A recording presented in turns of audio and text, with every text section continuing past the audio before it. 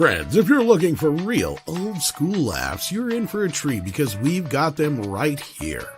Flip City Magazine. Remember Mad Magazine? Then it went woke? Well, don't worry. Flip City has no chance of going woke. That's right. 4 times a year, you'll get an actual printed magazine full of jokes, stories, comics, and more, all about today's pop culture, entertainment, and woke politics. Flip City takes terrible entertainment trends we love to hate with hilarious parodies of Lord of the Rings, Stranger Things, The Walking Dead, Star Trek, Hunters, and more. Trust me when I say there is nothing else like Flip City on the market. So subscribe today. It will be delivered in print, or you can even get it digitally if you're one of those wacky Zoomers. Either way, follow our link and sign up today, and if you put in midnight, you get an extra 10% off. Check out Flip City Magazine today.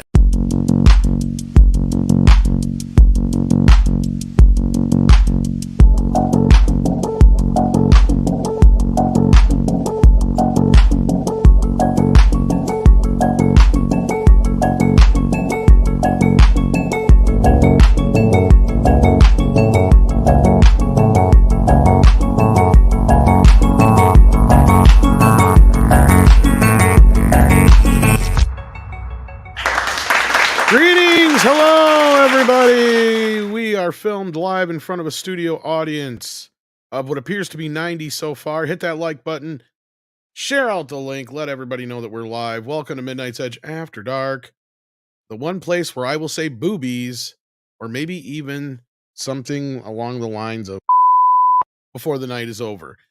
We have joining us tonight Six. How you doing? In the immortal words of Han Solo, I feel terrible. Aw. I feel terrible. I feel terrible.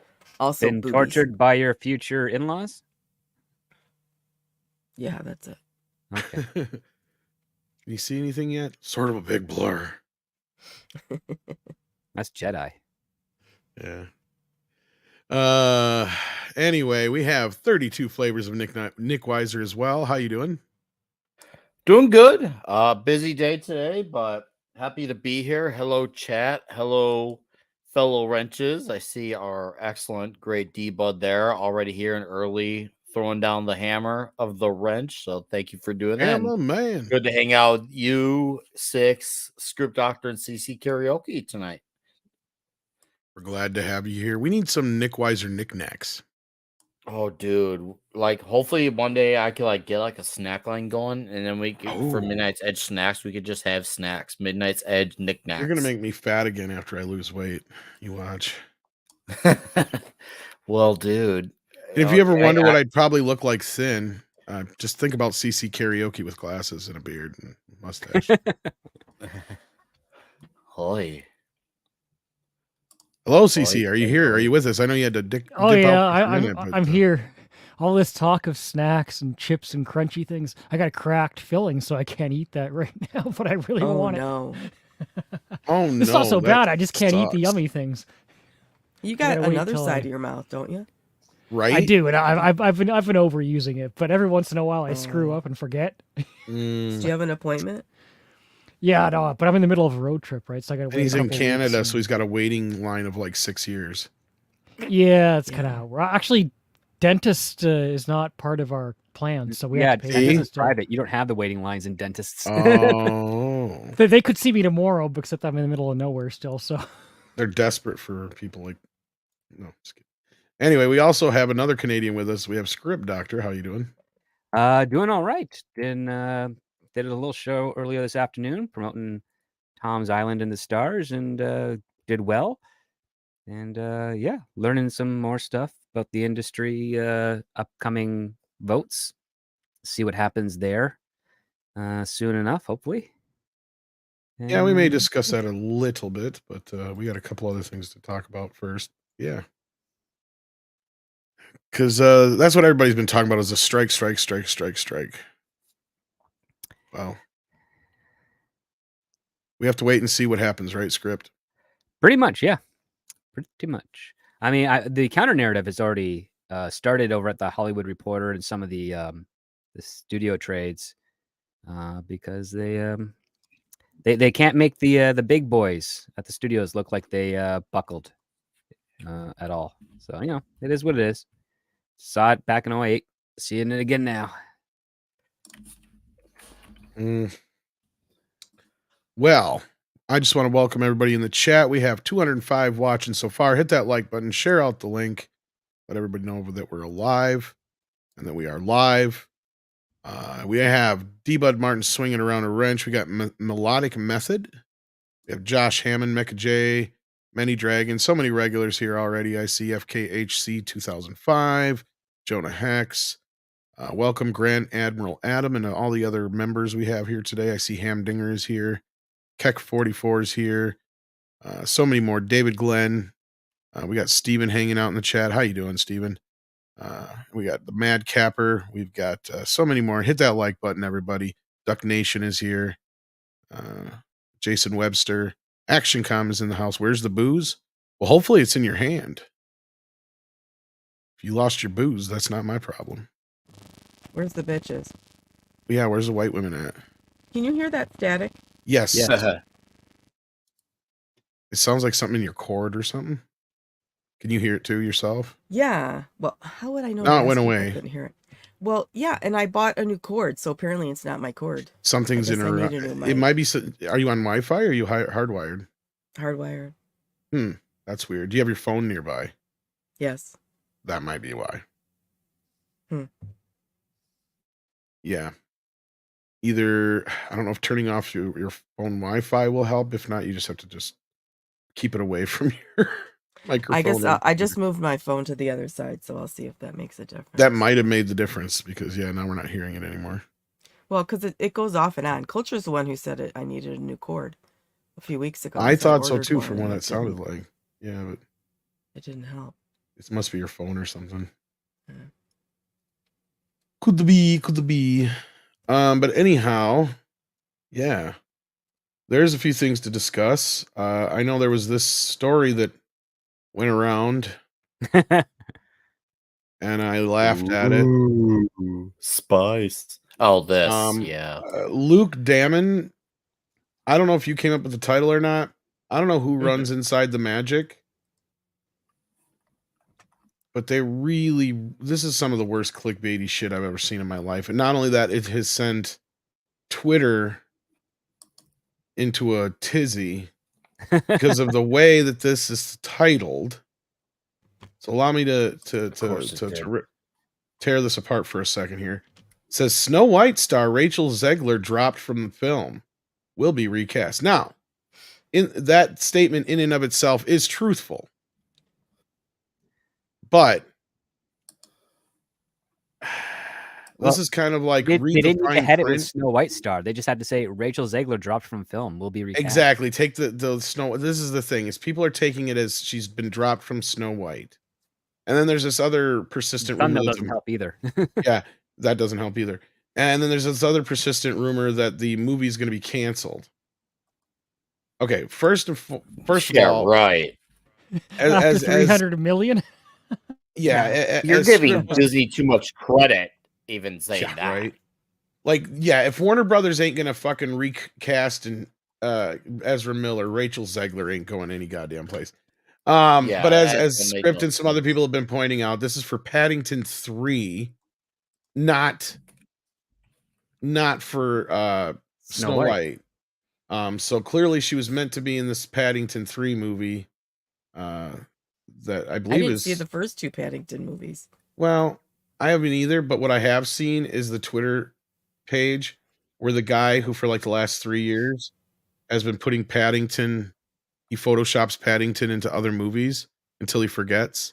And he's 935. And what? It's hilarious. You've never seen this before? Okay. We're about to find out the differences between Tom's free time and my. Andre knows about this. Okay. He's like, oh yes, this is very funny. You have not seen this, he would say. But anyway, before we get to that, we'll get to that. But Paddington 3 continues without Rachel Zegler, and everyone said the same thing. Okay, so at least we got to give this Daisy Phillipson credit for this one, or whoever decided to go with that title. Yeah. It is reported that Paddington 3, titled Paddington in Peru, is moving along without Rachel Zegler, who was set to star in the threequel movie. And everyone is saying the same thing amid her Snow White controversy. So what could they be saying? I wonder. Unless you've been off grid for the past couple of months, you will be aware of Rachel Zegler's Snow White scandal.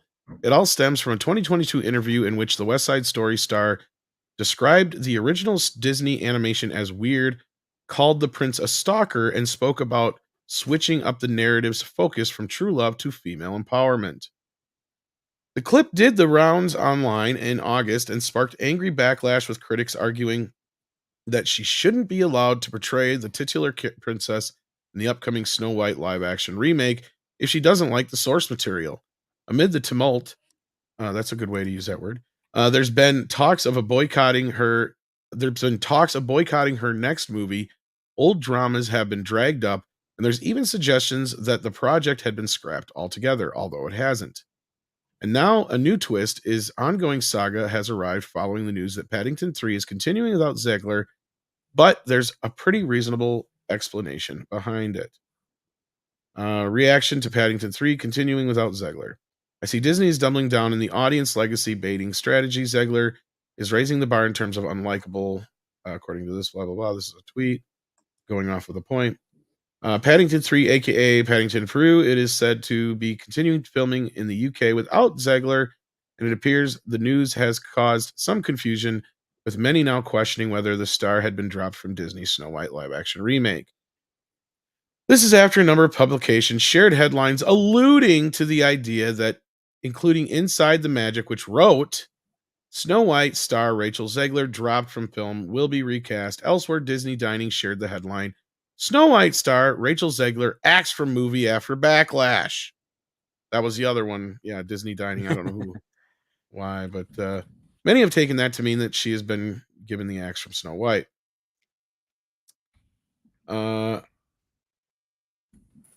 Anyway, She's not fired from yeah. Snow White. Anyway, another speculated blah blah blah. I'm just trying to get past all this stuff.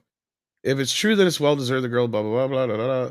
Others have jumped in to inform people of the truth, including the person who saw the multiple clickbait articles saying Snow White actress Rachel Zegler recast, and they were talking about Paddington 3.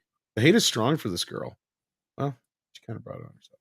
Second wrote, I don't care one way or another about Snow White movie coming out, but people are now celebrating that Rachel Zegler was fired from the project, but she hasn't been. Back in June, Variety reported that Zegler was in talks to join the cast for Paddington 3. However, according to Digital Spy, the movie is continuing to film without the star, but it has nothing to do with Disney controversy and is reportedly down to the ongoing SAG-AFTRA strike. Although the threequel is being shot in the UK, which is covered by its own actors union, Zegler is part of the Hollywood strike. It's yet to be confirmed by the studio whether Zegler will be recast in Paddington 3. Well, clearly she probably will be. Was she even really cast in the first place? I don't even see anything here that really says that she was confirmed to be cast in the first goddamn place. I think she was, but an official announcement hasn't been made. That's the thing, right? That's what I mean. Well, it says they were in talks. That's what it says here. Mm-hmm. Then the entire story is bunk, because if she was in talks and they didn't cast her, then she hasn't been dropped from something that she never had. That's my point, and I was thinking like script there for a second. Yeah, I mean that's the thing. I don't understand why she would be recast because of the strike. Who are they going to cast her with then? An actress, a UK actress, actor that probably isn't part of the SAG-AFTRA union as of yet. That's what I mean. Yeah, but aren't they all kind of standing in solidarity with SAG? In the not? UK, They're like, screw you, US people. It's mixed over there, as far as I know. As I say, there is a lot of production still going, and that's where I get confused sometimes too. The script has to remind me of like, oh well, if they're in the Hollywood SAG, then they can't work. But yeah, because again, there's a lot of British actors that are also part of SAG, but they're also part of the UK unions and the European unions as well. And with certain permissions and stipulations, talking to union captains of the ones that are on strike, you can get authorization to still work for a struck company if they are only using the signatories of the people within the country that they're shooting. So if Disney has a contract with the UK actors and there's an actor there that's a hyphenate, they just have to get permission from SAG to work on that production if it's going to be UK actors only in that production. Just very complicated stuff. So something that's more exciting than the actual Paddington movie itself, Six, is the day that you discover Jay the Chow and how he has to Photoshop Paddington into a movie, game, or TV show until he forgets. And he's been doing this now for going on 3 years or whatever, because he's on day 930. Wow. And as you see here, Paddington was in Star Wars.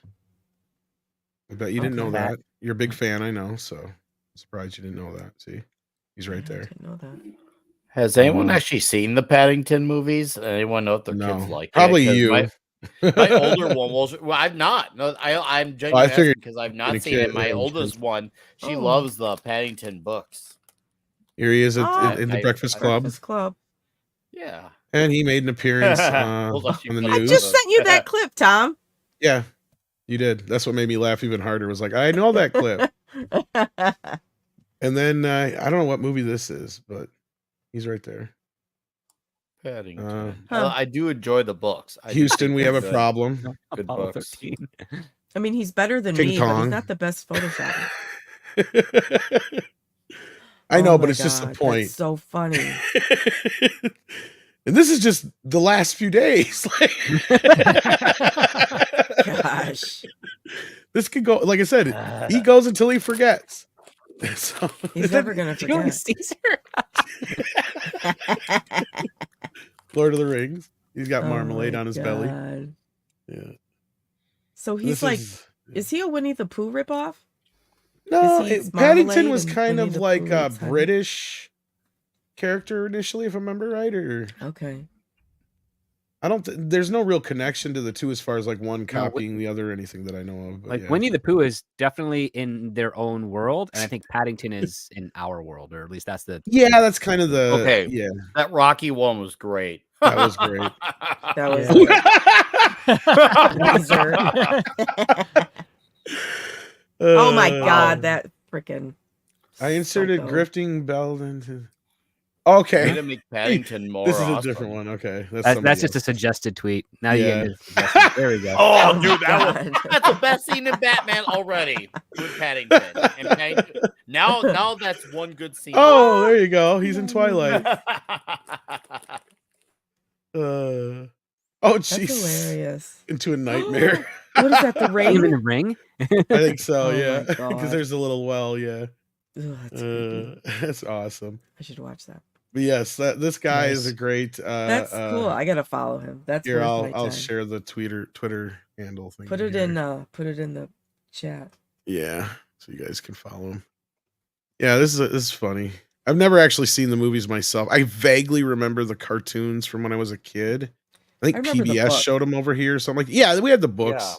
Books But, are good. I do enjoy. I have enjoyed reading them with Aria, and See, I Yeah, always found I them. didn't I never know the really movie. related it with Winnie the Pooh. I always kind of saw it as more like a British version of Curious George, kind I of. can see that. Okay. Very similar in that definitely see that. respect. Like, because Yeah, Paddington's definitely always very getting similar. himself into like little adventures through whatever, his curiosity kind of thing. Yeah. From my recollection of the books, it's been 50 years since I've read the books because I'm like 80. Yeah. That old. So has anybody heard how Yeah. bad the Sony leak was yet? Anybody got any info on that? No. Nope. Is there Other actually than the hack something is, of pretty of bad. note? Yeah, I mean, I think I haven't had a thing in so long. I think my info is okay, but anyway. We got some super chats here. We got some member stuff. Speaking of member stuff, Forgotten Prime has become a new member at the looks like minimum effort puppy level. Thank you for that. Let's do that real quick first, since we do a little sticker video thing. Minimum effort puppy. This is Mikey's favorite one. I don't know where he's at besides traveling. Where are you at, Mikey? We miss you. We miss you, Mikey. Kind of like that minimum effort puppy misses treats because he doesn't do enough to get enough treats. Then we got Tweaky Kid here who says, with the writer's strike near the end, can we expect the Expendables movie with Timothy Chalamet leading Sam Smith, Elton John, John Perlman, Billy Porter, and surviving male cast of Glee. Here's the thing about this last Expendables movie. I know you're goofing around here, but Ryan Murphy might do that, actually. Yeah. Don't tempt him. But they spent the same amount of money on part 4 that they did on part 3, and part 3 didn't come out that long ago. It was like, what, 2018? And 2014. they only have... Was it that long ago? Part 3 was 2014? It was. No. Part 3 is 20... Bet. No. You're right. Yeah, you're right. 10 years. How has it really been that long? I thought it was not that long ago. All right. Well, anyway, it's been that long. So okay, then they only have 4 cast members in there, and I don't know if y'all saw my tweet about it. The 4 original cast members, I should say. I was trying to say. We learned a little bit more about Sly's. Well, one of the reasons why he wasn't really in the movie that much, aside from a major spoiler, but what led to that major spoiler. So anybody who doesn't want a spoiler, check out for about 2 minutes and come back. But I don't know if you guys saw this or not. Is he? Yeah, I saw that. Well away. Yeah, he doesn't care, to be fair. He was initially set to reprise his role in The Expendables 4, but departed due to creative differences. However, he later returned to the project after receiving support from his co-stars. The Expendables 4 is meant to be Stallone's final appearance to the franchise, as he announced his departure and passed the baton to Jason Statham. However, he may consider returning in the future. Yeah. So it sounds like he butts some heads with somebody. And they really killed his character in the first 25 minutes, I guess, from what I heard. But then he makes an inexplicable return in the last few minutes of the movie. Well, there is a comic book of the Expendables where they go to hell. So that I never got. And I paid for, god damn it. Oh, it hasn't arrived yet? No, and I've messaged him like twice. Who, Richard? Talk to Chuck Dixon. He wrote it. I should just say something to Chuck. It's just one of those things I don't want to bother him, but yeah. But he'd make sure Chuck, tell me what happens. Yeah, no, I know. I'm like, well, and I know why I probably didn't get it, but it should have been returned to the sender, and I still should be able to, I want my fucking comic book. I paid for it. I don't think I ever got a refund. That's the other thing. So, yeah. Anyway, so there's the lowdown on the Expendables 4, which bombed just drastically at the box office. But yeah, I just thought I'd bring that up since the super chat did. IMAV says, so the studio and writers didn't just kick the can down the road? That has to be seen. Yeah. We'll find out in a few days. You really think Action No, they kind of did already. Like you said, it's already going to be just like 07 or 08 or whatever it was again anyway, so. I hope you guys get what you deserve. I don't give a shit about the writer's room and some of the other shit. But, at the end of the day, as long as there's more transparency in the streaming and you guys get, a little bit of a raise and they at least... Well, the raises are already kind of confirmed because those are that's good offers. I was going to say, yeah. But the other thing is I would think as long as they have it set that AI cannot be copyrighted, I think you guys are okay. Yeah, crossing fingers. I want to see. That's what I mean on that part. Those details. I'm only getting little bits and pieces of rumors here and there from some of the people that have told me they've read it, and I'm like, I want to read it myself because sometimes you guys lose the translation. Yeah, ActionCom says, Nick Weiser, what the hell is the difference between Parmesan cheese and Romano cheese? And why does Parmesan dominate most stores? Pizza lovers need to know now. Well, coming from Wisconsin, those are 2 different kinds of cheeses for one. Similar, but different. And most of the time, what you're getting in a store as Parmesan cheese is more like wood chips. Yeah. More like Parmesan cheese flavoring. I never put Parmesan cheese on pizza. Oh, dude, really fantastic. Or Romano. Missing out. Yeah. I'll take Romano over Parmesan, but either or. And Romano is actually made from sheep's milk is the main difference, first of all. But yeah. Romano does, let's put it this way. Parmesan tastes like the less healthier. Well, it kind of is, because it's probably saltier and it's made with cow's milk, which has a lot more fat. So, and I don't know if in most places anymore Romano milk is actually made from sheep's milk anymore. I highly doubt it. So it's more or less like faux Romano anyway. Okay. So I mean, the distinguishable difference between the taste buds would just be, I guess, down to the individual. Because like Wait, you go what? and you get What Go kind of ahead. milk is in Romano cheese? sheep originally. That's what made the Oh, difference. okay. Mainly. And there's slight differences in the taste, but as I was saying, is over the years they can pretty much probably quit using sheep milk and just use cow's milk in Romano too. Probably very similar to Parmesan at the end of the day. Parmesan has more salt, it's drier. If you actually try real Parmesan as opposed to the craft Parmesan stuff you buy, the dried crap, like real Parmesan actually has a bit more of a sharper taste to it, and it's how do I explain this? My God, you are quite the cheese connoisseur. Well, I come from fucking Wisconsin. I know, but I didn't know that you I was gonna say he better know. And if I don't know, Cultural probably or like Script Doctor probably know from Canada, and CC might know too a little bit about cheese. But I mean, yeah, We They have a are lot of both cattle farms good. up here. In all fairness, they are both good. But if It's- it came down to one, Parmesan would get the Parmesan would be the one that would in exist. its real essence, like if you buy real Parmesan, is kind of like a very sharp, dry mozzarella in a way. It's Yeah, it definitely is a bit drier. It's a very dry Right. cheese. You're very right on that. But I like to get like, because even for a little bit more than what it costs you to get like a thing of Kraft Parmesan cheese, you can buy real Parmesan. I mean, now you got to use it faster than you do the other stuff. But, you'd notice the difference. It's a big difference in taste.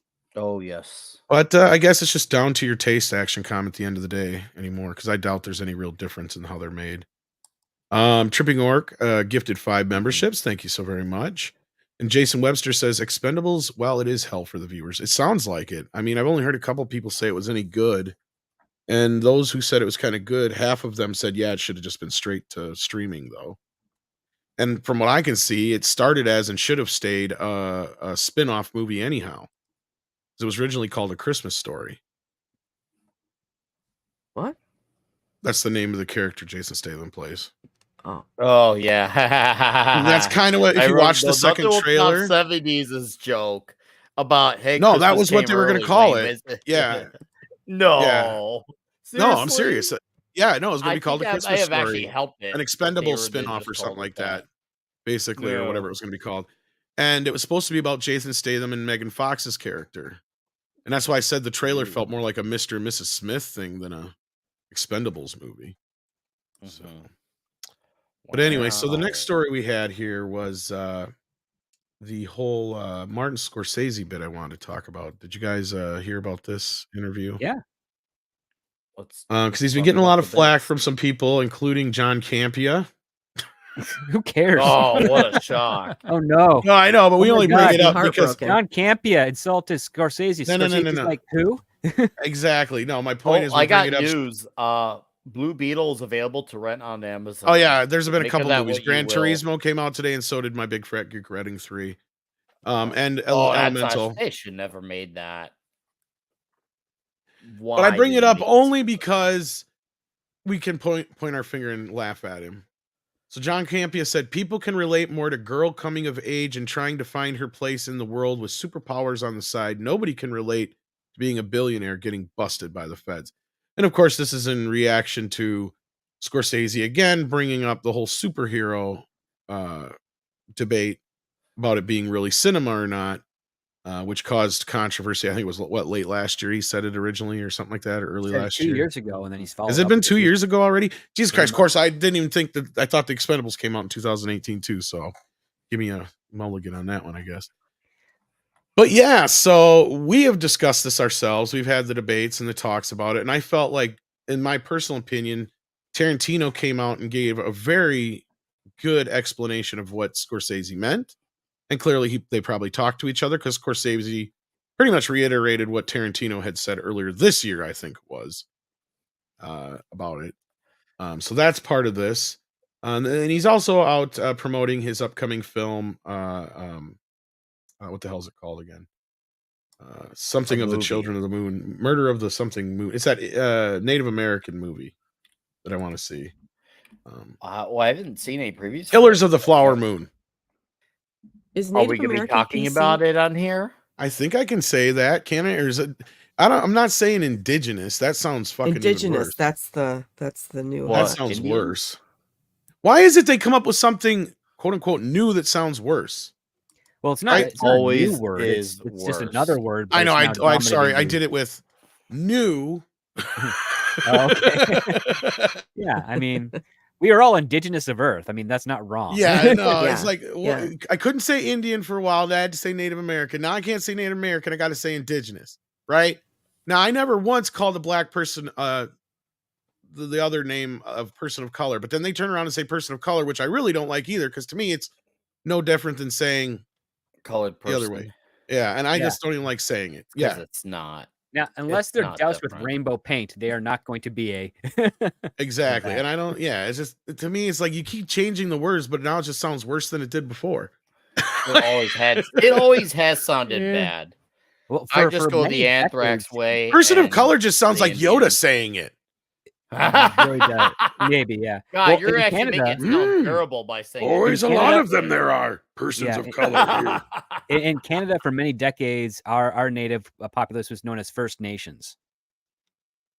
And Yeah, I it's kind of remember pretty that simple. for a It's like, hot they're the First second. Nationals. Yeah, the first ones that came Yeah. here for yeah. But then it became indigenous people. 6 is right. Okay, well, anyway. So he talks a little bit more about that whole thing. And what he was saying was, in so many words here, I don't even know. I can't find it. This is a long interview. I should have found a more truncated version of some of this stuff. Well, what do you do? A search for whatever word you want to find the quote of. Let me see here. Was it Control F? Yeah.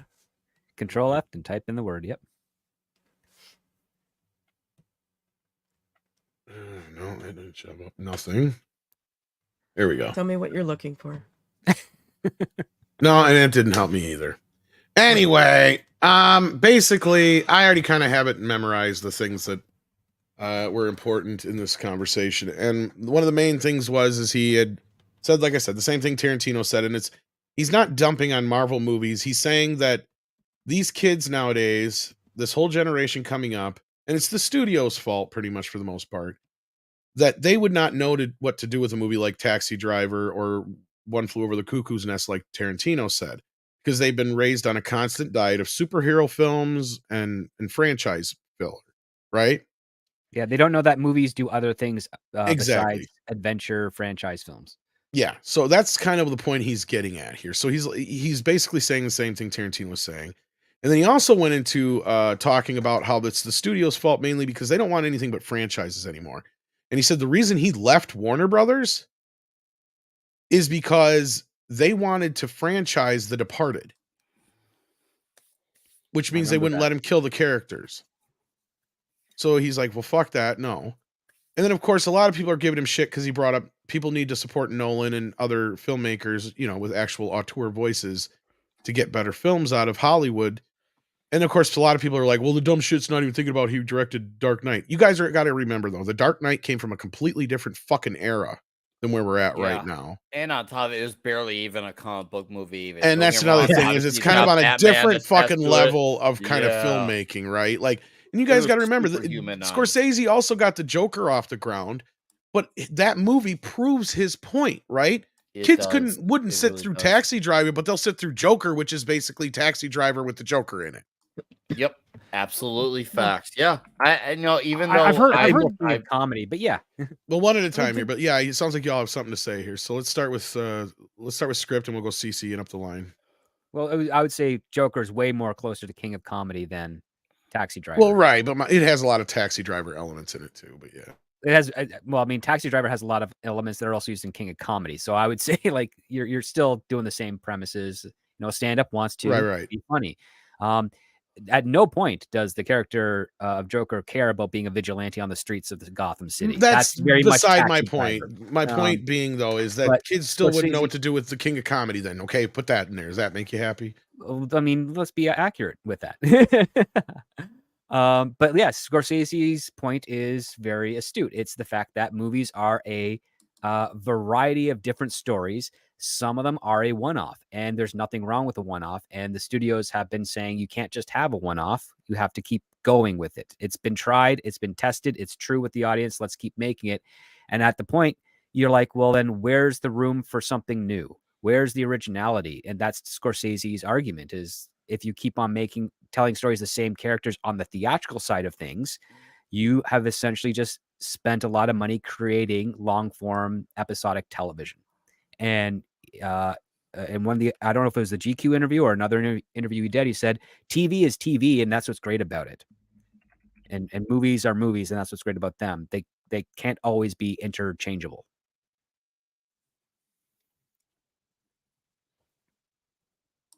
All right, CC.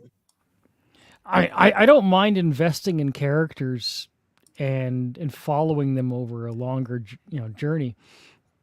And one thing that I've heard about superhero films, at least in concept, is the idea that they don't have to be superhero films. They can be any genre, any story, but have superheroes in them. And I love that idea.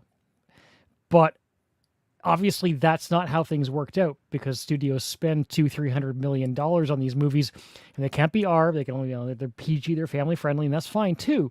But they get into this box where everything has to be played really, really safe, and nobody's willing to take chances. So they have to follow this strict McDonald's formula, because so much investment has been put into them, and nobody's willing to take chances anymore. So that whole idea of simply making a great movie of any genre and any story, but having superheroes in it, just gets lost. And now it's, the superhero formula, the generic, not even McDonald's, just, cheap bread with beef patty on it. And it doesn't even have like all the garnishing. Right. There's always an exception to the rule. But yeah, when we think about, we talk about superhero fatigue all the damn time now, and there's a reason for it. And as most people will point out, it's not so much superhero fatigue, it's just bad movie fatigue. And that kind of goes along with the consistent crap they keep putting out. That's the only thing that is consistent, is I said it's crap. And I'll give you an example of this in video games, and many people might not know this. There's a series from Japan called the Trails series, and it does that thing where you actually have to play every game in the series sequentially to really get the most out of it, which at this point requires like 600, 700, 800 hours of your time. And that's enormous. And yes, that's against kind of what the argument with Ahsoka. But the series continues to put out great products and great stories, and it's not the most successful, right? And it's never been it's never been a big budget either, but it makes money, and it has an audience, and it's very well respected, and it's successful because it stays within that budget, and it continues to provide a high quality content time over time. So I think that can also work, provided that you actually put forward a quality product. All right, Nick. So obviously I do agree with Scorsese. I don't know if he actually did say, did he lead off with the statement that the youngsters are these kids? Because I think that's something you should never lead with. No, he actually said, I don't remember the exact quote. I think he said something more of like, he fears that younger audiences are only going to acknowledge. Okay. He said something about a whole generation. Yeah. Okay, that I can understand. Oh, here we go. Okay. He goes, okay, this is the exact quote, because he does trouble in the glue of the franchise and comic book entertainment that currently makes up much of what you can see in the theater. The danger there is that what it's doing to our culture, Scorsese said, because there's going to be generations now that think movies are only those. That's what movies are. Okay, good. Now I can answer off of that. Thank you. Yeah. He's obviously right, and that is a very big problem, because this comes from a guy obviously who's enjoyed many long-running extensive stories that have gone on for endless years, and I enjoy that format, but I also want there to be stories where it's just one and done. I don't like this idea where everything needs to keep going and just be rebooted and rebooted. If it fails, just reboot it again and just keep doing that until you get it right, type of thing. It shows you that we're just throwing shit at the walls and seeing what sticks. It shows that we have no expectations of having anything new come up. And a lot of these generations are going to think that everything, especially for younger kids, if they're watching movies, they're going to think this is what movies always were because this is what they come up with, unless they have parents, who show them beyond the surface of current year. But yeah, if they don't have parents who will do that, yeah, they're going to think that way. He's absolutely right.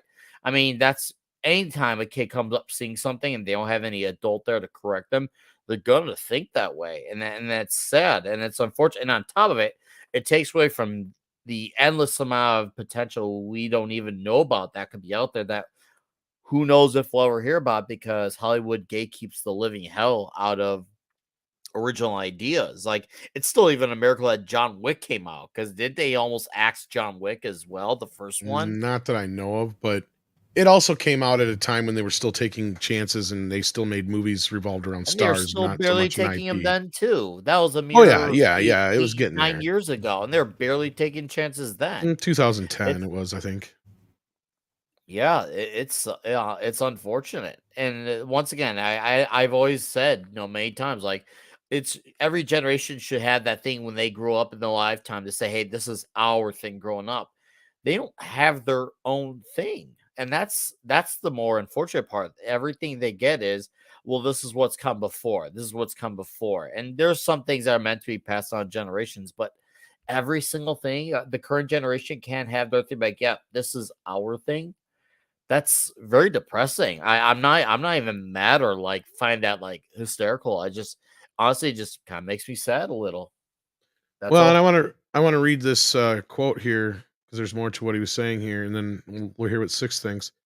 Says that because he's right. I say the proof is in the pudding. People, this generation already thinks this way. It's already bleeding into other generations because when he first said those comments, remember how the internet reacted, and they're reacting the same way now again, and they're not even reading this article. He says they already think that, which means that we have to fight back stronger. And that's going to come from the grassroots level. It's got to come from the filmmakers themselves.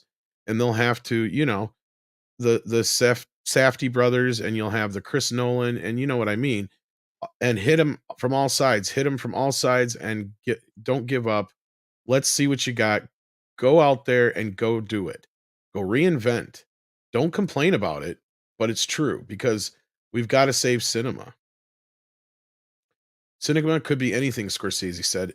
It didn't just have to be serious. Some like it hot. That was cinema, for instance. But I do think that the manufactured content isn't really cinema. And I think that's important to say because, Differentiate. because a lot of it's just content. And Six, I'm curious what you think about all this now that we got a I little bit don't more involved I in don't this. I don't mark any difference between content and cinema. If it's fiction, it's all whatever to me. I don't subscribe to the film snobbery that he's putting forth, which I understand where he's coming from because I'm a literature snob, but it's just all make believe, whether it's Twilight or whether it's Citizen Kane. One of my favorite It's movies is just not. 12 Angry I don't Men. think I'm a big enough movie file, or I'm not I'm not Tom. I like to watch movies, but I don't get Okay, into it the same let me way ask that you a question, then maybe then you'll see it from this way, especially from a literary fan's point of view. Would you say something like Captain Marvel with Brie Larson in it Mhm. is just as important of a movie as Citizen Kane? Or even Star Yeah. Wars? Oh, well, I mean, I'm not even going to include. Obviously, Star Wars is the best thing ever. All right, so you But know what? what? See, I knew. Okay, but you, in what aspect? To what Okay. are you to the effect that it has on today's world and future world? Yeah. okay, well, what difference does it make whether somebody is raised watching movies that are like Citizen Kane or whether they're raised watching movies like the Marvels? I mean, as far as the woke messaging that's in it, that's the only aspect that I see. But as far as great cinema and whatever else you want to ascribe to, I'm going to keep with Star Wars versus Captain Marvel because I think that's a better comparison. And the reason I'll say that is because in 20 years from now, I could be wrong, but I highly doubt we're going to have as many directors, writers, special effects people, anybody in the industry, you name it, I've heard one thing consistently more than anything in almost every interview I've ever heard from anybody in the movie industry, and that is, I was sitting in a theater when I was 6, 7, 8, 9, 10 years old, and I saw this huge Star Destroyer come over my head, and from that moment on, I knew exactly what I wanted to do with my life. And that come from an era of movies that a movie like Star Wars now could not exist. You cannot make that now. Somebody could not come in and make an original idea like that anymore without it being attached to something that's already been pre-established. Or even worse, they could make it. There'd be no way for them to get it out to people to Well, watch. that too. Well, and you got Tom Conkle's trying to do his his movie right now, for instance, is another example, right? Oh yeah. And that's the thing, is we've kind of completely flipped on our heads. And I'm not really trying to change your mindset, because that's a totally fair assessment. Because you're right. You turn something on your TV, as long as it entertains you, that's all that really matters at the end of the day, right? A movie to somebody is worth whatever it is worth to them, period. You're not, I don't think that you're changing the world in necessarily a meaningful way from a fictional movie. I see where you're coming from, but I can disagree on that. That I think that movies can have a huge impact on society. In fact, that's where I think. Schindler's List. Well, not just that, but like that's where I think the manufactured woke movement of Hollywood is so misplaced, is because it's like, you dumb shits. You already were doing this stuff before, and now you're acting so high and mighty and full of hubris about it, or whatever you want to call it. It's like you've lost sight of what it was you guys used to do. And the way that they made us relate to these people. See, that's the bigger thing. There's a bigger gap now between the audience and the people making the films. And that's where I argue that in a lot of ways, no, a lot of this stuff that comes out is just content in comparison to actual true films. Because even something like The Dark Knight, there's more of what is cinema in that movie than what is in these churn them out, McDonaldized, just the same as the last. Take the woke element out of the factor. We were already on this road before the woke. Yep. And that's the problem. And because it used to be, Hollywood used to be embarrassed by sequels. Yep. And the straight to DVD market. Yeah. They loved it because they were able to make a lot of money real fast, but the straight to DVD market also allowed for a lot of very unethical and low level indie studios to become pretty lucrative and kind of steer the quality of overall movies down. The biggest one causing that would be Asylum. They make some of the worst films ever. They also like to trick their customers. Yeah, they trick their customers, but at the same time, they also throw in a lot of very desirable aspects to the audience as well, such as gratuitous violence and nudity. Mm-hmm. And as a result, that ends up lowering the bar. Why would I want to go see a highbrow Scorsese film like The Departed when I could go watch Transmorphers and see a couple of robots bang a hot chick? Does that actually happen in Transmorphers? I don't know. I've never seen Transmorphers. If it does, I want to see Transmorphers. I'm just trying to figure out because I've seen a couple of Asylum films. They're all and I'm not okay. Shot on a candy cane. And I'm not saying there's not a place for that kind of movie, and I'm not saying there's not a place for any of these kind of movies. But what has happened here now is we're in a place where, and this is what Scorsese is really saying, we're stuck in a place now where movies like his and other people's can't exist anymore. Right?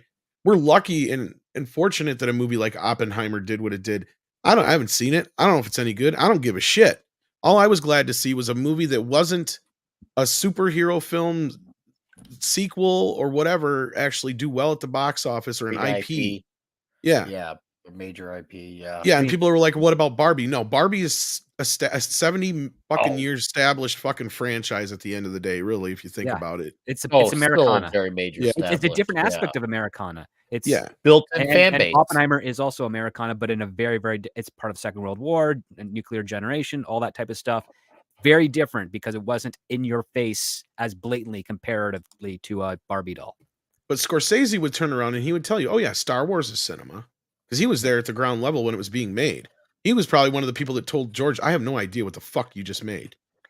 Star Wars was also a movie that was a cultural phenomenon. It brought people together, people who weren't even normally paying attention to science fiction. It got them into science fiction.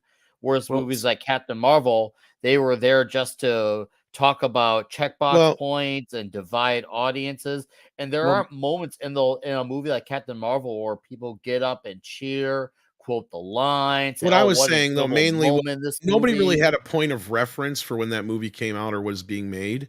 and The only one Scorsese who, did a pass on that. He helped yeah, Lucas rewrite the script yeah. along with Francis Ford Coppola and Steven Spielberg and a bunch of other people. And that's what I'm saying. Like these guys they didn't know exactly what this was at first that George was trying to do. And if it got crafted over time, even the people that gave him the money are like, I don't know what the hell it is you want to make here, but here's 10 million bucks. Go make it. You There's know, something to it. There's some, but yeah, that's the they other don't part. do that anymore. That's my whole point is a Star Wars could not happen now. Right? Because nobody's going to Yeah. come in and say, here's 10 million bucks, or and the equivalent of then would be 30, probably 40 million bucks roughly. 56 or so, yeah. 56, is that where is inflation at? So I wasn't too far Yeah. off. I mean, again, you're looking at 10 million in Still, not too far 1976 off, to regardless. 77 is still low budget by that point because Yeah, it was. Well, the houses first were like Star Wars film 50. was very low budget. It was technically an indie film. It was the way it was made, even though it was Yeah. studio money. But yeah, it was still made like on the Yeah. on the And cheap. I contend if George Lucas still got his $10 million but did not have a distribution deal with Fox, it would have been a four-walled film and it would have taken a lot longer for Star Wars to be the Star Wars hit than had it had a distribution from Fox Studios at that time. Well, and I know you guys probably know this, but the theaters didn't even want to take Star Wars originally. In Not right fact, away because again, Fox sci-fi never performed well. Fox actually gave him an ultimatum. Did you even know this, Six? Fox gave him the ultimatum that if they Sorry, wanted what? to get, there was this movie called, was it End of Midnight or some shit like that? It was some book adaptation that came out in 77. And it was supposedly highly anticipated. It doesn't matter. The movie flopped. But they're like, if you want End of Midnight in July or whatever, you have to take Star Wars in May. So they basically Oh yeah, you told me blackmailed. that. Yeah, I they knew that thing, yeah. blackmailed the theaters into taking it. And yeah, it ended up being that Star Wars made all the damn money and the other movie ended up flopping hardcore.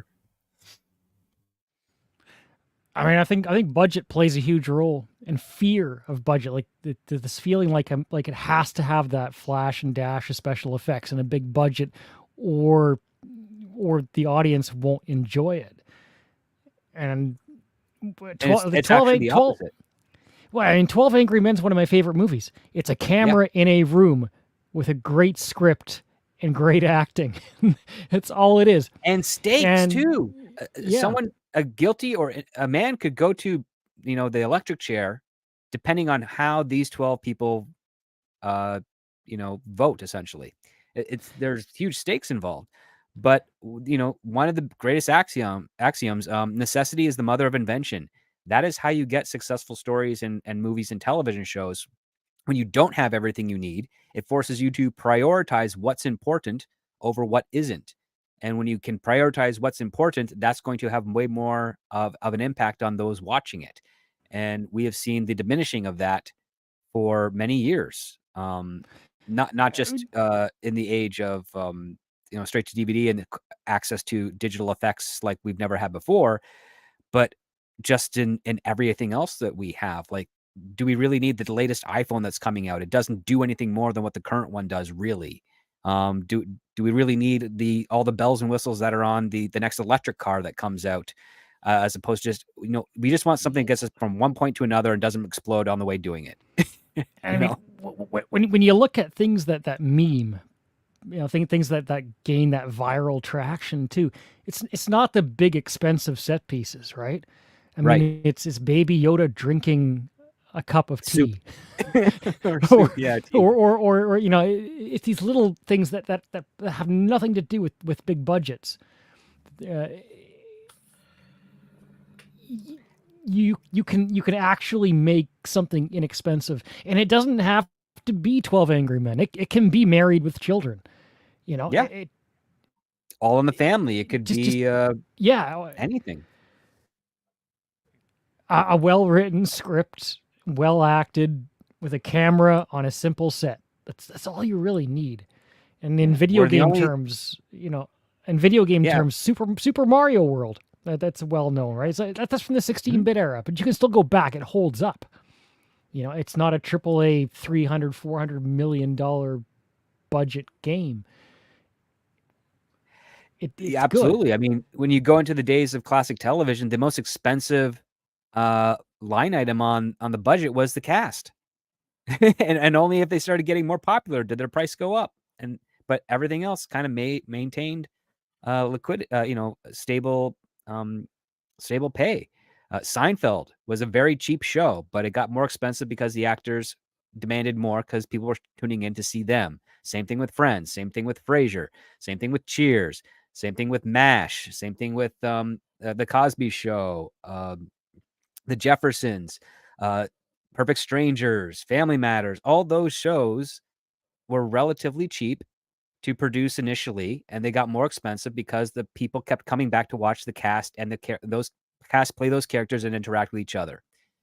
And you can look at a majority of the output that those shows provided, and there are way more hits than they are bombs. And that model was also used relatively similar to feature films. They would repurpose other sets from other productions and amortize that so that it would keep costs down. If they had to build something, they made sure whatever they built only exactly what they needed because they knew exactly what they were going to film. And they weren't building a whole 360-degree set because the director's like, I don't know what I want to shoot here. So there's no commitment. There's no consequences these days when it comes to your big tentpole blockbuster films, whether they're IP franchises or if they're part of the superhero genre side of things. Again, Snow White, very well-known public domain story, has an association with Disney. They're spending a minimum of $300 million on this. Why? It's majority of the story takes place in a hut for 7 dwarves. Like, it should be a single standing set and some basic location shooting. You don't need to go much elaborate than that. And yet we are hearing that Disney is doing just the opposite. They're going way more elaborate. Why? How do you spend 300 million on that story? I don't know. I legitimately do not know. Let's see what the guys in the audience are talking about. We've got Action Comics says Romano is people. It's people. Yes. Gonzalo Bergali says if I got a heavy tan, do I become a person of color? No, you become Culture Casino. Have you seen him lately? Yes. That was He's funny. very red in the face. Was he yelling? Yeah, he I think he fell Oh. asleep next to the pool. He comes up with all kinds of elaborate excuses. Jason Webster says comic book movies equal assembly line filmmaking. Yes, sadly at this point it does. It didn't always mean that. And I'm not saying superhero movies can't be better. They can be, but they've kind of crushed themselves under the weight of all Yeah. the nonsense. They are the more expensive equivalent of the horror genre. Because Ooh. if Yeah. there's one genre that should have fatigue but doesn't, it's horror. Because again, way more bad horrors come out than good ones, but it never dies. And they're cheap movies to make. They're easy to get audiences accessible to. And Jason Blum over at Blumhouse was doing it right for a long time. And hopefully after this whole Exorcist fiasco is done, he goes back to that well again. Yeah. Because he was steering the industry back into lower and mid-budget films that had potential for a higher return. I think that's also what works to its advantage. Script is because they're so much cheaper and obviously not as much money, time, promotion has to go into it. So it doesn't, sometimes for a lot of horror movies, it doesn't see as many eyes. So it's a little bit more forgotten quicker, especially if you're a brand new thing. You're just No, trying to but the get horror footing audience and is like, loyal, is what Script is saying. Oh, and there was that too. I think that the superhero audience could be, but the problem you have is they need to be budgeted. You're not taking any risks with it the way that horror They're not does. taking any risks. Yeah, and they're not. How horror cheap is to make, you can take more risks and not worry about the losses. And that's the magic formula. Is like, okay, how cheap can we make it by taking this risk and basically, betting on ourselves to deliver to the audience. And if it wins, you rake in way more money. And if you lose, you don't lose that much because you didn't spend that much in comparison to begin with. A $30 million superhero film has a better chance at making $150 to $200 million at the box office than a $200 million superhero. And that's what I'm trying to say is, and that's the problem we have here is you have no excuse unless you're making Superman or certain characters that actually either need or necessitate or will actually make that kind of money back. There's no reason you should. In fact, even Batman, which is probably your safest bet, should never cost as much as like the Batman cost, right? I was talking to some budgeting people yesterday. They told me with current dollars and current tech and cheats that you can be made, you could make an epic Batman movie for $68 million. That's I what I believe mean. that. And Batman's so ground level, Austin, Green Arrow, ground them level. too. A lot of the Blue ground Beetle. level characters you can make real cheap. You just got to quit making them have, too many big world stakes that cost you a ton of money in the third act. B, quit giving all these actors these huge fucking paydays, look, that's the other thing that has been talked about with the superhero films, and everybody kind of agrees with. Nobody really cares at the end of the day who plays most of these people, as long as they work as the character. You don't need a big name actor in all these movies all the time. And a big name actor, we've already seen, is not going to necessarily sell a superhero. Black Adam. Yeah. So what you need is to fundamentally sit down and go, okay, does this superhero need this kind of budget? If it's this kind of budget, is this kind of superhero going to actually bring in that many butts? Right? And it's not so much like if they're well known or not. It's like, is it something that the audience is going to enjoy? And at this point, we've had more than enough superhero movies that the studios should be able to gauge a good idea of how to do this. And what you should be getting is your Superman level superhero movies and Batman level superhero movies, and then your secondary level superheroes like Daredevil, The Crow, and shit like that and whatnot. And then you have your low level shit like Green Arrow and all that kind of stuff you can do for dirt fucking cheap, right? There's several levels to this shit in scripts, right? It's the same thing with fucking horror. As long as you did it like horror, you could keep making superhero shit until the end of time. And As long as nobody you know would how to budget actually it. no one would really be tired of it in any sense or shape. The other aspect too is, when you're dealing with, oh man, did I just lose my thought? I probably did lose my thought. No, when you're dealing with the model system, you can do so much in camera these days that you don't have to worry about. And the other part too is you also keep the story small and tight and concise, and you just let it go. You take risks. When they were making Iron Man, they were like hoping that if they broke $100 million at the box office, it would be a success. And it ended up getting almost 3 times that. That's what their metric was, is like, we're making this movie to get this target box office results. Like, that's the goal. The goal was reasonable and attainable.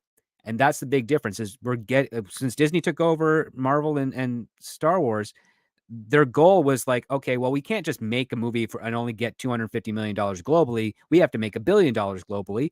And through the egregious misunderstanding of budgetary spending through accounting and the studio execs not actually taking into account audience interaction, reception, and word of mouth, they calculated that, the more we spend over $100 million on a production budget equals the more we get back in box office gross. And that has been proven false. You mentioned Daredevil. It reminds me, in the first season, they had that long shot. I don't know if it was the pilot, but there's that long. Oh, the one where he 10 rescues the kid? Yeah, and it's the one take scene, right? Mhm. Anyway, he's fighting everybody, and that was impressive, and it gained a lot of traction. People were talking about it, and I don't know how much that scene would have cost to film. I mean, it wouldn't have been super cheap, obviously, but it would have been cheaper than a big bombastic third act set piece. But because it was well thought out, well planned, well crafted, I mean, it impressed people. It garnered respect from the audience, and people talked about it. It gained that traction that would result in box office success for a lot less. That would be the low-hanging fruit spectacle or set piece within a film. And those scenes are actually very expensive to shoot, because you spend the day shooting it, or at least a couple days shooting it, but you also spend weeks rehearsing it and timing it and walking through it. And that's where all your money comes from. One of the things that I really appreciate with Japanese and Chinese cinema is when they do their rehearsals for fight choreography, it is intense. It's not just like a 6 hours that is normally usually done on just prep and staging within, the gym. They're there maybe 12 hours doing it. And then the next day back at it 12 hours until they get it exactly right. And then everybody is there to figure out how to film it. And that's why you have the And beautiful wide shots of the choreography instead of the close, quick cuts. it's fantastic filmmaking when it's done especially well. And I guess that was my question. Is that more expensive than big bombastic special effects sequences? The special effects sequences, the money ends up increasing in expense because of all the post effects work that are used to either hide the mistakes or find the narrative flow to the shot. So it's what they end up doing is they skip the organizing and planning beforehand and then have to make up for it in the edit bay. And that's where you get the inflated budgets. That was the thing in film school. Is like, fix it in post. If you ever said that in class, you got a failing grade. Yeah, pretty much. Yeah. So Good we got talk. Action Com here who says wasn't Scorsese a film teacher turned director? I believe so. I know Wes Craven was too. Action Com says script. Where's the next Oliver Stone? He is in a crack den with all the other Oliver Stone, with the original Oliver Stone.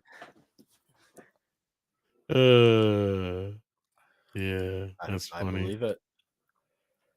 Oh, Lord. And then we've got Cryam who says, I like the 2002 phone booth for the constraints like script and CC are saying. Your major character is in a 3x3 area. Now you have to make it work. You know, I and love it's that not movie. always so much about constraining yourself either, but at the same time, if you have a competent director, a really decent script, you can plan for all the bombastic special effects in the world, like Jaws, for instance, a great example of this. But if the damn shark don't work, you got to figure out your way around that. And fortunately for Spielberg, he was surrounded by people like John Milius, and he had a great cast to work with. Because otherwise, that movie would have sucked. It really would have sucked. But luckily enough for us, it's less about the shark itself and more about the fear of the shark and Brody dealing with his fear of the water more so, and just that whole thing. And, the Captain Ahab kind of storyline you know, um, with Robert Shaw's character. And then you got Richard Dreyfuss being kind of the younger version of his character, only from a different background. It's an interesting dynamic you have there, along with add in the city, or the town or whatever, which is also kind of a character in and of itself. You work with enough spices, you can make a great meal. You don't have to have all the fancy ingredients that everybody else always has, but as long as you mix it up right, it works. Another great example is Reservoir Dogs. It goes along with 12 Angry Men. Uh, you don't have much there, but it's a lot and it's intense with what you have. And as long as you can keep your audience involved, to me, that's just as interesting or entertaining as Avatar, even though Avatar cost all the money in the world, you know, but, I yeah. mean, pizza. Yeah. Pizza is awesome when you put spices on it. In a lot of places, like you go to the restaurant, and they don't even offer spices.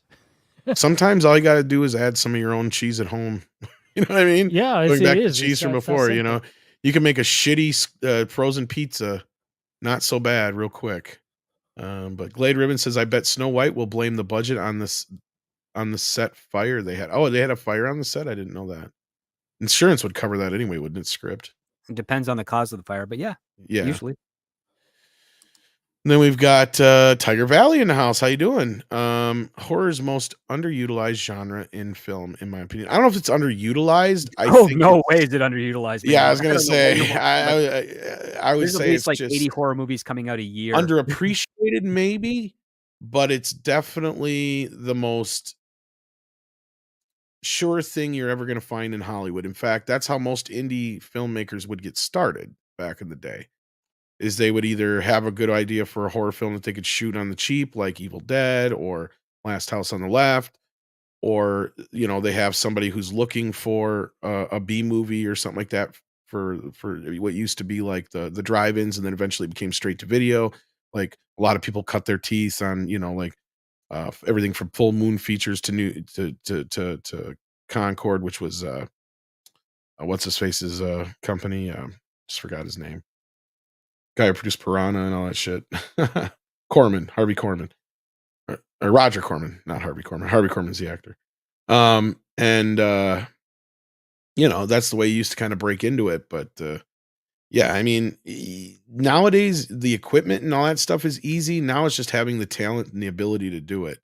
So just it's just one of those things. But yeah, not only that, there's kind of a gatekeeping to Hollywood in a way, and regardless of how anybody wants to admit it or not, a lot of it has to do with they have the stranglehold over like the advertisers and whatnot, or the advertising uh, machine.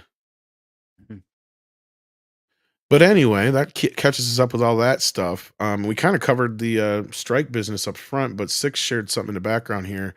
There's a lot of reports are coming out now saying that They uh, voted for it. Yep. they voted for it. So it sounds And like writers are going back to work anyway. I'm just reading right now the tentative agreement that it's currently being further populated, but they've put up all their major points, and the WGA only lost one of their demands that they requested, and the studios capitulated to everything else.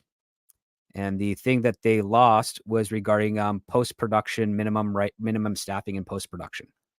So not the minimum writing room, but No, this would be the people that like your showrunners being in the edit bay, working with directors to get the final product to be in good order. When it comes to mini rooms, mind you, this is not with normal television.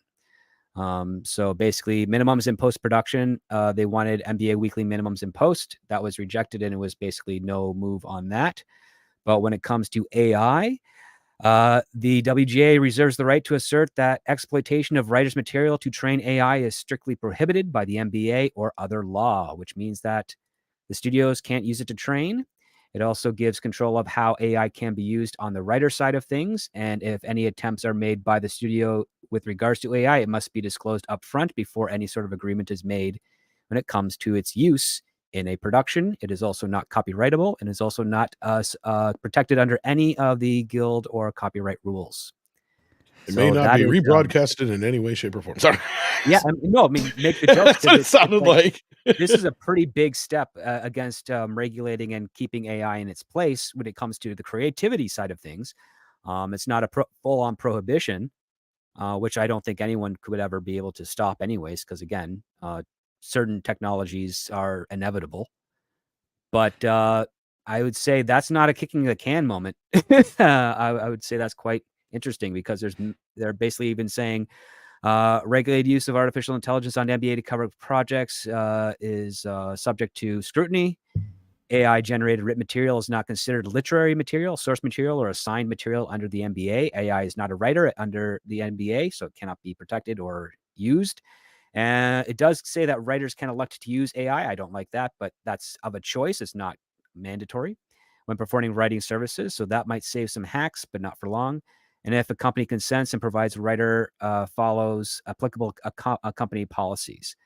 So that means using software such as ChatGPT when performing writing services cannot be required or mandated by any of the studios when it comes to their projects that are being either produced or are assignments. So if a studio exec gives you a plot outline that was generated by a ChatGPT or something, and they hired you to write the script, you do not have to use that. You can actually throw it out without any consequences and come up with your own thing, and it would be solely yours and protected under the normal MBA. So are you So- happy overall, Script, with the outcome? With that particular outcome, absolutely. I'm still upset with the minimum requirement of the mini rooms, even though they might benefit me in the future with regards to getting work. I still don't like the idea of compulsion. However, it is still, it's still a lot more disciplined than expected. Looks here that they have, if a development room of 3 or more writers is convened for a minimum staff of a 3-writer producer show, it is required for that. And basically, they say you have the option to expand the room up to however many episodes are ordered by the studio. So up to 6 episodes, 3 writers can be added. 3 writers are required.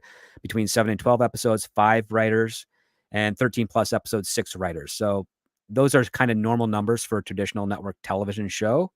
I just disagree with the compulsion aspect of it, but I think because of that format, it makes it closer to what the normal writers' rooms are. I think it's usually a means to basically say to the studios, if you want to use a mini room, there's this option, but it might be more fiscally to your benefit to use a traditional writer's room and not use the mini room, which means they're trying to price out the use of the mini room so it's less competitive than the traditional network model.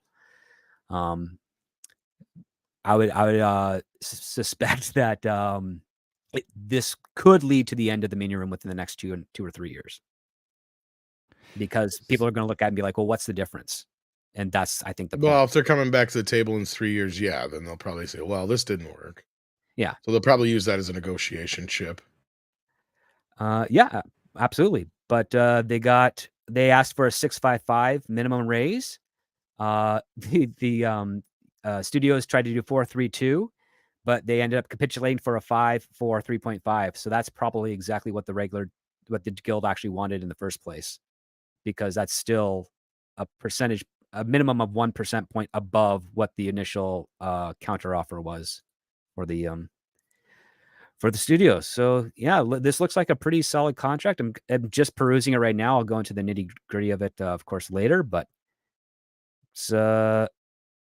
it does not look like this is a loss for the guild in that sense.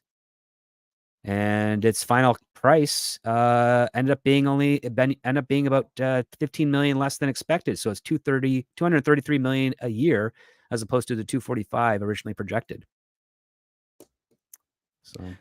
So regarding the writer's work being prohibited from being used to train AI, does that mean a new movie or a new season of a television show, can the AI be even aware that that script exists, or is it not allowed to be at all in the AI's catalog? Well, if the AI is connected with any of the studios, it would be purged. It would most likely have to be purged from its training algorithm. So if say a big tech company created an AI and they fed it in all the television shows and films of the last 60 years in order to train it, if they want to sell it for use or license it out for use from the studios would not be able to accept it because it's been trained with protected work. Oh, so that's retroactive too then? Yes. Oh, wow. Because, I mean, literary work through history is kind of important, right? Well, I mean, this is basically with regards to stuff that's produced by the studio system, right? So if you wanted to train someone to write another season of Hogan's Heroes, you can't do it because Hogan's Heroes was a union job. It was written by union writers. Union writers are not subjected to having their literary work used to train AI. Now, if you trained an AI on novels and public domain stories, there's nothing that can be done to stop that, I would foresee. But yeah, when it comes, as it looks like here, it seems like those stories that we grew up loving can't be used to try and create or replicate stories through generative AI. I'm actually going to send an email for further details on that out to see if I can get some more, because that'll be quite interesting. Let's take a look, see what they see on the streaming side of things. Yeah, I sent you the Yeah, I'm sorry, I'm looking at it on my phone. No, you're fine. You're fine. While we got that, we've got Tiger Valley says, I mean, in terms of creativity and experimentation. I was going off her last super chat, I'd imagine, which was just to go back and look. Go. About Horror's the horror most. movies. Oh yeah, okay. I was trying to remember. Yeah. In a sense, you're right anymore, but there's a pretty varied pool of subgenres in horror, I'd say. I'm not as big a fan of more modern stuff today, but I would still say there's plenty out there for people to watch. I still find enough new stuff as a horror fan to watch, I would say. Megan was a really excellent. Actually, last night I finally watched the Last Voyage of the Demeter all the way through. Oh wow. I enjoyed it. It was a little slow moving. They definitely could have cut a good 10-15 minutes out of it. But overall I thought it was pretty good. That was all right. I started watching we're going to do that list, the top 85 Halloween movies or something. Yeah. and I picked out a movie on the list that was called, I don't know, some B movie, and I started watching it, and then I had to go to my desk and talk to HR at work, and I've had them on speakerphone, and I had the movie still going, and I was looking for something in a file, and so I wasn't talking, and they're listening, and I can hear the movie going, and I'm like, oh my God, they've got to Well, how wonder bad what the was it? hell I'm. It was like some woman scream. It was like one of those scenes in a horror movie where I'm gonna it could be cut you in porn. two, bitch. Well, no, it could be porn. It could be horror. It's like you're not really Oh, sure. Because you You just know, sit it there could going, go either way. Sounds like a frightening Butters. Yeah. So then I just started rambling, talking nonsense so loudly. they're like, is she watching porn? I should have said, I'm just I'd be like, watching a horror normally movie I if you would hear be, anything. but actually I'm just watching a horror Butters. movie. No, porn time is 4 to 6. Okay, so what did you find, Script? Anything good?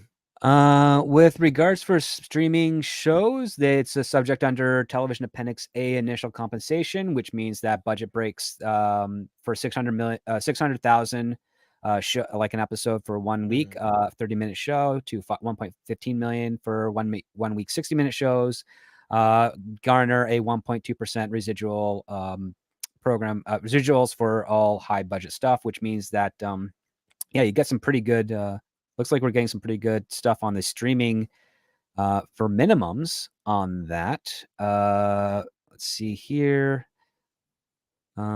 This is for streaming video on demand, not connected to the advertiser video on demand, which I think still falls under the previous network agreement. I'll have to double check on that. When it comes to TV weekly compensations, they got, they asked for 655 and they got 543.5, which is pretty good compared to the 432 offer that was originally done last month. Well, I got 8675309. Yeah, pretty much, right? That's why I don't even know what the hell. Yeah, I know you talk about percentages or whatever, but yeah. So so all these Fine. deals take into effect starting November 1st of 2023. So any existing deals will expire at the end of October. So you're still under those deals if they were still of the contract. This contract lasts until May 1st, 2026. And it's basically, it does have a proposition with regards to creating a proper aggregate for compensation, which those details have not been released yet. So I'm looking forward to see what that aggregate is, because that could lead to transparency when it comes to streaming shows.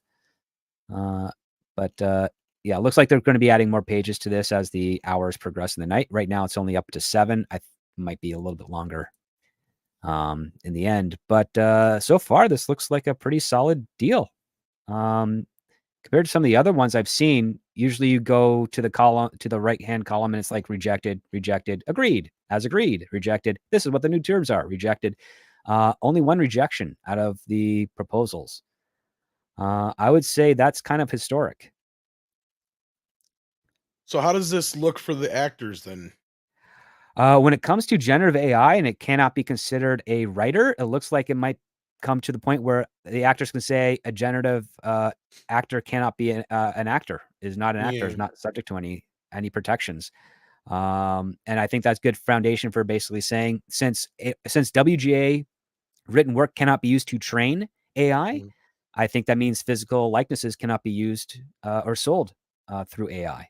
Which kind of it already is that way, but like, yeah, I see what you're saying. I think it makes more of a sturdier foundation, basically saying if you want to license out, you can license out your appearance, but you cannot sell it outright.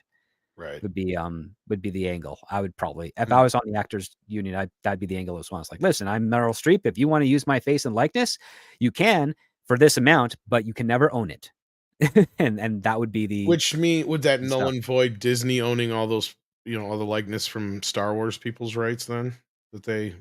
Well, it would retain the likeness in regards to how they use them. But again, even with the likenesses that George Lucas had, I still think there is a little bit of compensation with regards to the profits that likeness generates.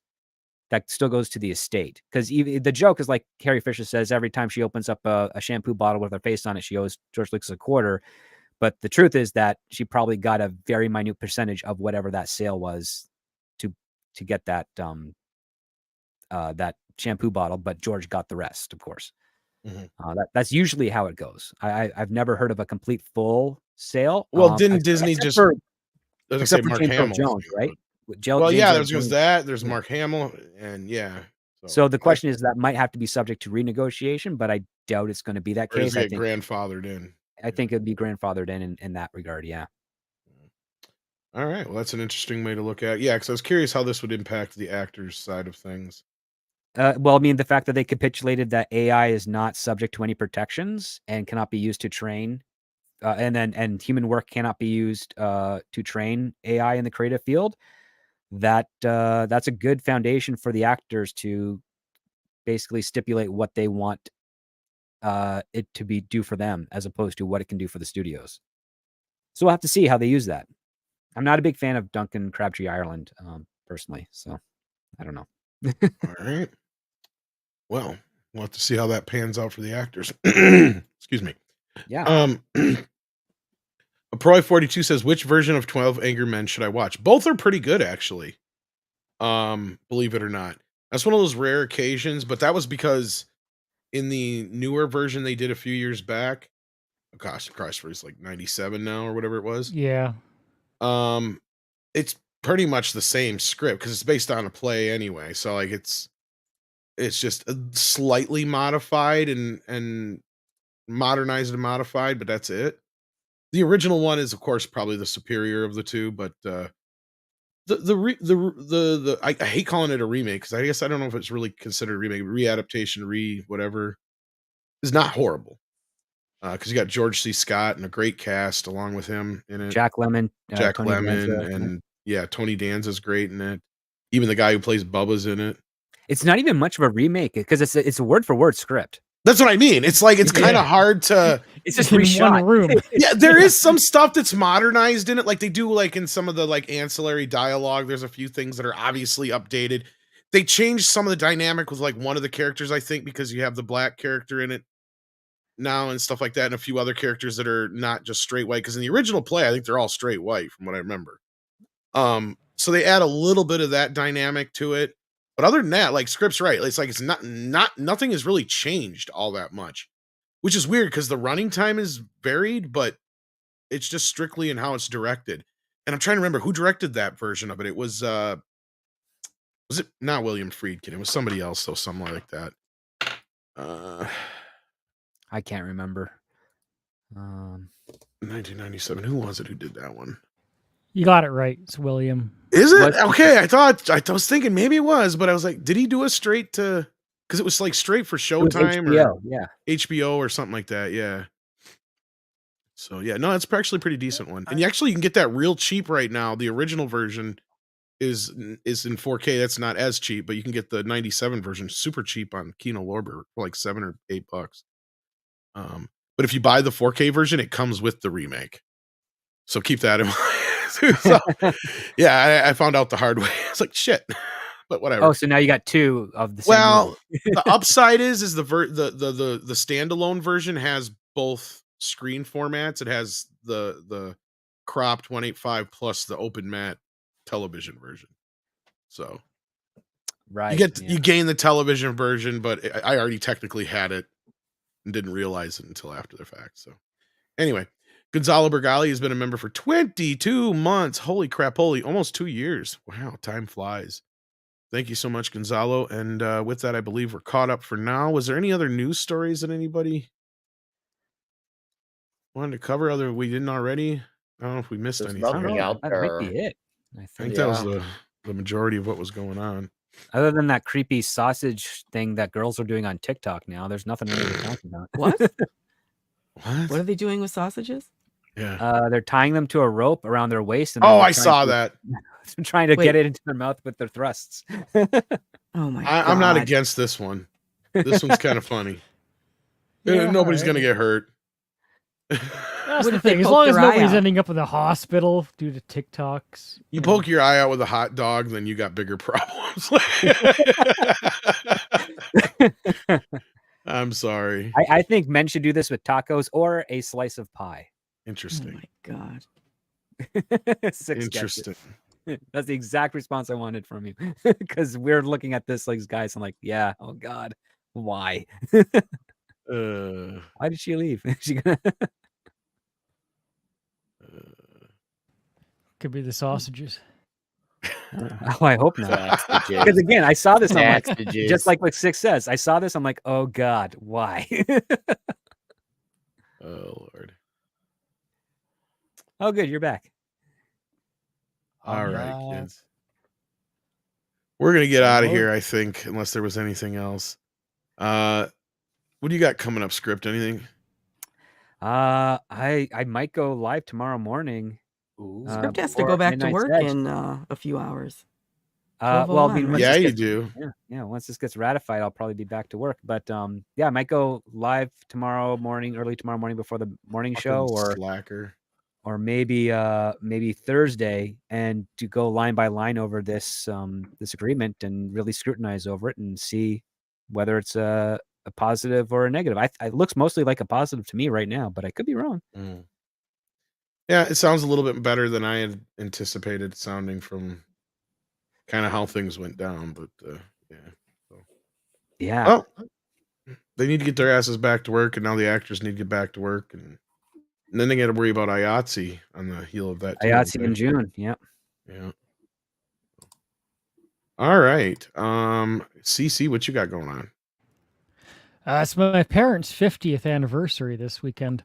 Oh, well, So congratulations. I'm thinking it's pretty awesome, actually. Yeah, I'm thinking I'll probably be able to do karaoke, but I'm not sure until I know. On Friday, All right. it'll be on my channel if it's happening, and I'll let Right. you know.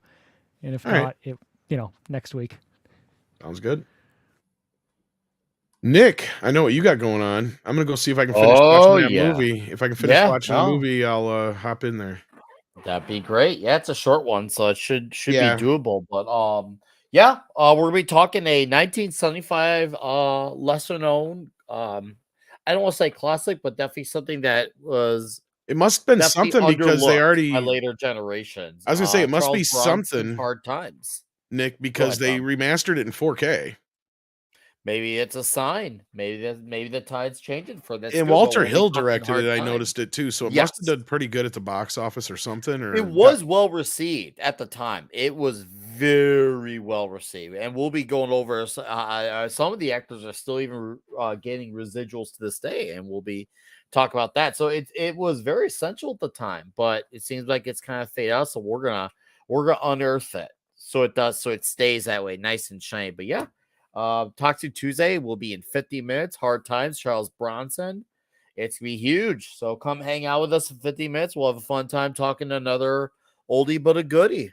Appreciate you having me, Tom and Chad. Thanks for being here. And to those who I don't see, may you have a good night. Thank you. and it's not even a boutique company or anything like it. It's a Columbia picture, so it's Sony. So I don't know. There must be something about it. Maybe it was a video hit that I didn't know about or something. But, yeah, I didn't even realize I had it until I was like, oh yeah, that was that Charles Bronson movie I bought the other day for like $7 or whatever it was. Yeah. Charles Bronson sells. 6, what you got going on?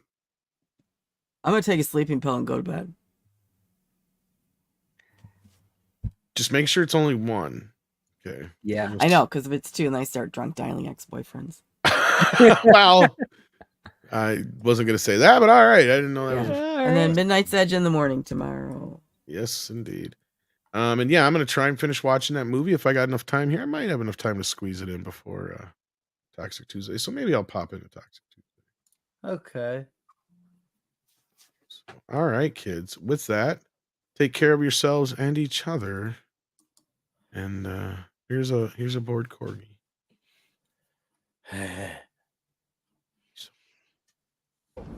Amy wants green drop drink. No. Amy wants green drop drink. All right, all right. She's a loud one. It'll calm her down.